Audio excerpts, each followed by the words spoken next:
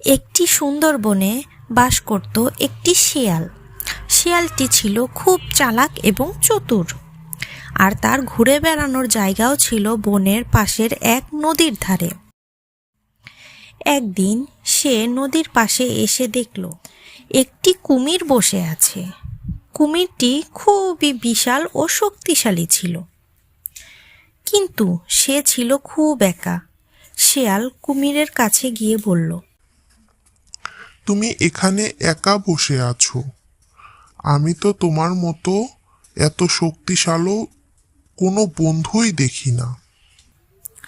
কুমির হাসতে হাসতে উত্তর দিল, আমি তো এখানে অনেক দিন ধরে বসে আছি, আমার কোনো বন্ধু নেই। শিয়ালটি চিন্তা করল এবং বলল, তুমি শক্তিশালী আর আমি তো খুব চালাক। তুমি যদি আমার বন্ধু হও তাহলে আমি তোমাকে অনেক কিছু শেখাতে পারি। কুমির কিছুটা আগ্রহী হয়ে শিয়ালের প্রস্তাব গ্রহণ করল।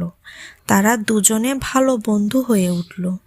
শিয়াল কুমিরকে বিভিন্ন জায়গা সম্পর্কে বলতে লাগলো এবং কুমির পানির তলদেশের বর্ণনা করে শিয়ালটিকে বলতে লাগলো। হঠাৎ একটি শিকারী শিয়ালটিকে শিকার করতে তখন শিয়ালটি কুমিরটিকে বলল, বন্ধু, তুমি তাড়াতাড়ি আমাকে নদীর ওপারে নিয়ে যাও, তাহলে আমি শিকারীকে ঠকাতে পারবো। কুমিরটি দেরি না করে শিয়ালটিকে নদী পার করে দিল এবং শিয়ালটি প্রাণে বেঁচে গেল। কুমিরকে বলল, ধন্যবাদ বন্ধু, আজ তোমার জন্য আমার প্রাণ বেঁচে গেল। কুমিরও শিয়ালের স্বীকারোক্তিতে খুবই খুশি হলো। এভাবে তাদের বন্ধুত্ব আরও মজবুত হলো। এই গল্প থেকে আমরা শিখলাম যে বন্ধুত্বের মাঝে সহযোগিতা এবং একে অপরের প্রতি বিশ্বাস থাকা অত্যন্ত গুরুত্বপূর্ণ।